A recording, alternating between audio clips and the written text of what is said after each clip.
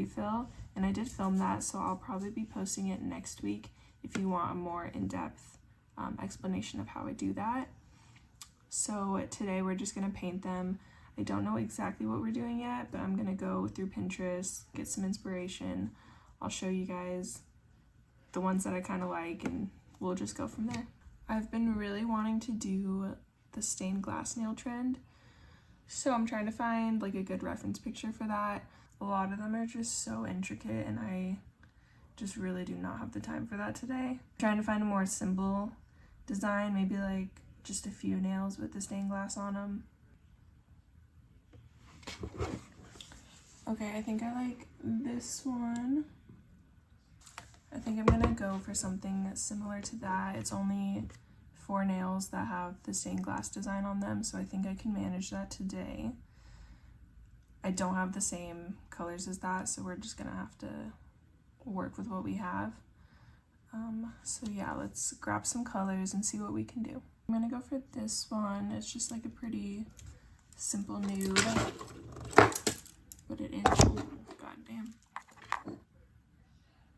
It is a cat eye polish, so that'll kind of be fun just to have as the base. And the only green I have is a cat eye polish, so I guess the whole design is going to be using cat eye.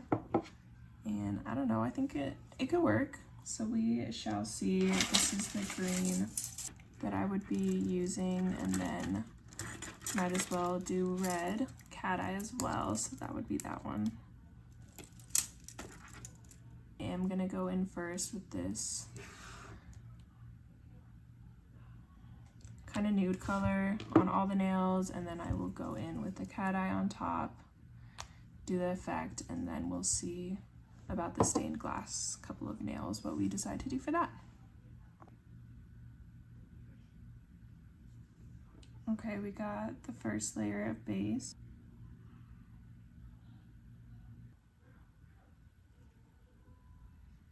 Got one coat with the cat eye. I'm gonna do another one. All right, we got 2 coats on there. Now time to figure out what the heck to do with the flowers. I'm just gonna try the roses and see if I like it or not. So going in with the red cat eye first. So to start the roses, I just do two kind of messy blobs, and then really the detail comes in later with the chrome that I'm gonna do on top of it. You don't have to be too precise at first. Might make them a little bit bigger actually. Now it is time for the leaves. So I'm gonna go in with my green cat eye and just add a couple. Okay, I got the outline of the rose and the leaves. It'll look a lot better when we go in and define it with the chrome. Time for the isolated chrome. So as always, I'm going to start with a matte top coat. Matte top coat is cured. Now I'm gonna buff them. Now I'm gonna go in with black and this liner brush, and I'm going to just kind of make the stained glass outline and define the rose a lot more. We got the black on. I'm gonna cure this, and then we will put the chrome on. I definitely should have done the roses on my pinky a little bit bigger, because going in with the detail was super hard, especially with my left hand, but we'll see. Once I put the chrome on, we'll get a better idea of how it looks, but before chrome,